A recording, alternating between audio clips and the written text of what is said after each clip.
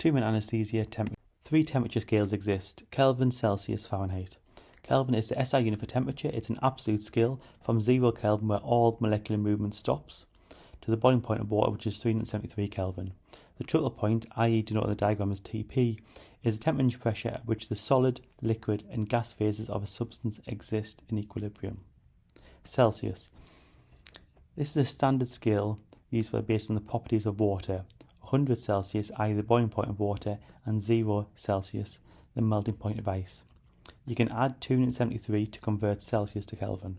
1 Celsius is equal to 1 Kelvin. Fahrenheit. This was used for mercury thermometers to develop the temperature scale.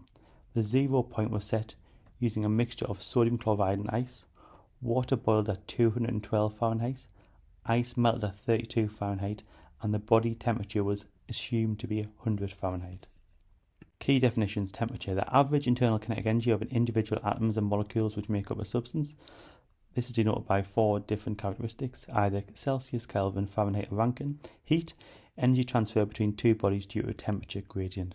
Why do we measure temperature in theatres? Because we have to. It's an AGBI standard.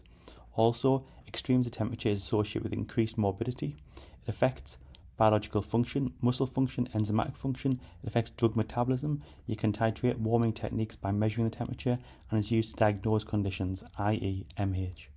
Temperature loss in theatres. This is a 3-phase process. Phase 1, vasodilation from volatiles and regional agents. Phase 2, there are 5 mechanisms of heat loss in theatres. This is based on both patient and surgical factors, and therefore the actual percentages of each will vary. Radiation, convection, evaporation, respiration and conduction. You can use the words Royal College Examination Room to remember the sequence of each of these. For example, radiation can be reduced by heating the room, convection by using a bear hugger, evaporation by covering the skin, respiration by using HME filter, and conduction by warming the underbody using underbody warmer. Phase 3. Heat generation is equal to heat loss. This will be discussed on the next slide. Temperature loss in theatres, as previously described, has 3 phases, 1, 2 and 3. We can call this redistribution, the linear phase and the plateau phase. This is a tri-exponential graph. Y-axis is core temperature, x-axis is hours, and there's 3 different lines. First one, redistribution. Vasodilation secondary to anaesthetic agents and nerve blocks result in a reduction in temperature, the linear phase. During this phase, heat loss exceeds heat production, and this is due to the phases as described in the previous slide: radiation, convection, conduction, evaporation and respiratory losses. And finally, the plateau phase. Once the temperature falls below the thermoregulatory threshold, you get intense peripheral vasoconstriction, and therefore heat loss is equal to heat production. However, patients with autonomic neuropathy or regional blocks do not exhibit this response.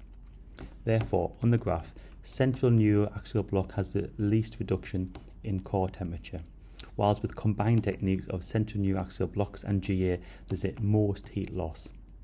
And you can see this due to the reduction in temperature in the graph. As we previously described, in phase 2, there's multiple mechanisms of heat loss. These include conduction, convection and radiation. Conduction. Atoms are fixed in their place but are free to vibrate. Increased temperature results in increased vibration. Vibrations pass from atom to atom, transferring the energy. Convection. Particles next to a hot object gain energy. These particles move around and become less dense and therefore rise, and the air below is therefore replaced with cooler air. And this is a cycle. Radiation. All objects, bodies, are continually absorbing and emitting infrared radiation. As the body gets increase in temperature, they emit more infrared radiation and therefore cool. Factors affecting heat loss. These can be anaesthetic, surgical or patient. Anaesthetic factors are either physiological or behavioural. Anaesthetic agents can reduce basal metabolic rate, vasodilate and alter thermoregulatory parameters. Pneumoconvulsant drugs can prevent shivering and reduce resting muscle tone. Surgical factors, so irrigation fluids, the theatre environment can reduce temperature, and significant surgery can result in fluid shifts. Finally, patients. Extremes of age, either paediatric or elderly patients are at high risk of heat loss. Thermometers can be electrical and non-electrical. Non-electrical thermometers include liquid expansion, gas and chemical. Liquid expansion is either mercury or alcohol. Mercury is pure at low temperatures, alcohol pure at high temperatures.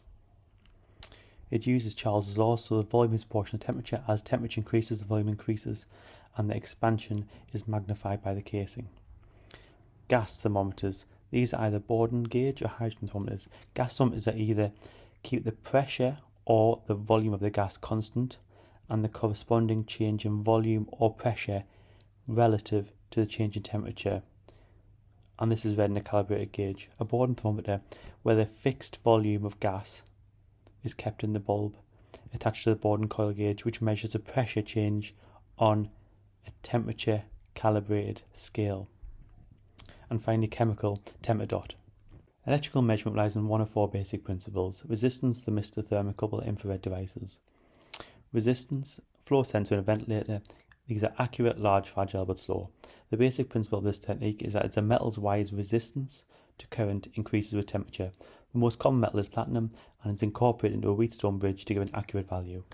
Thermistor, i.e. in a pulmonary artery catheter, these are fast, small, accurate, but non-linear.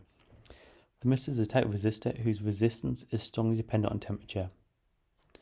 They're built using a metal oxide, and there's two types. The most common is the negative temperature coefficient, i.e. when the component heats up, the electrons become loosened from the lattice atoms, allowing them to leave and transport electricity more easily and thus reduce resistance. Thermocouple, esophageal probe, small and accurate. Thermocouples are based on the fact of the junction of two different metals produce a small voltage or current change in response to a temperature change.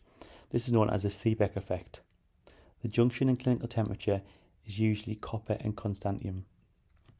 Infrared, i.e. tympanic probe, detects IR emitted radiation from the eardrum. The sensor is a thermophile, so it converts infrared energy into electrical energy. It's easy to use, non-contact, but small and inaccurate.